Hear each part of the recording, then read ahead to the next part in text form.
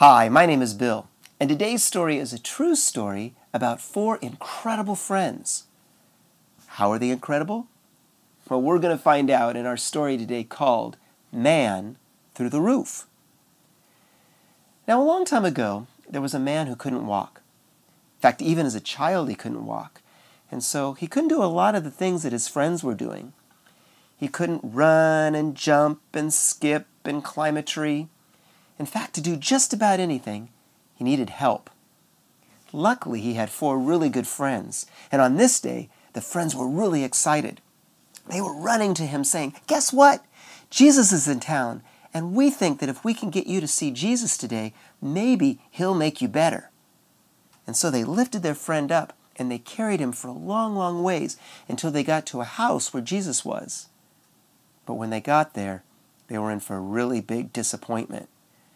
You see, crowds of people were in front of the house, and even more people were inside the house. And they knew that there was no way that they were going to be able to get their friend in through the door to see Jesus. Now, they could have just given up and walked away, but they didn't. They kept trying to think of an idea, and then they came up with a really good one. You see, there were steps on the outside of the house, and it led to a flat roof on top. And so they decided that what they would do is take their friend and carry him up to the top of the house to the roof. And then what they did was they made a little hole in the roof big enough for their friend.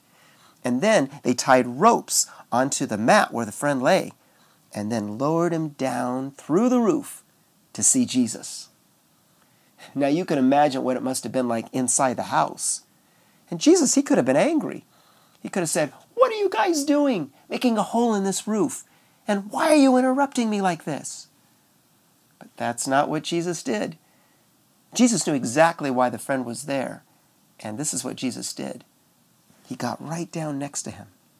And he looked at him and he touched him. And then he said, "Get up and walk." All of a sudden, the man's legs became strong again. And the man was able to get up, roll up his mat, thank Jesus, and then walk right out that door.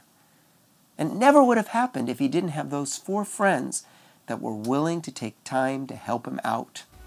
You know, Jesus wants us to help other people. And when we do, we're being just like him. And there's lots of different ways to help others too.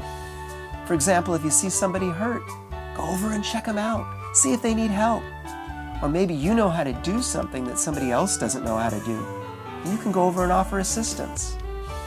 This week, I want you to be looking for ways that you can help other people. Every time you help someone else, you're serving others, and that makes Jesus happy. Well, I've run out of time for now, but I'll be back soon with another Bible story. So until then, bye-bye.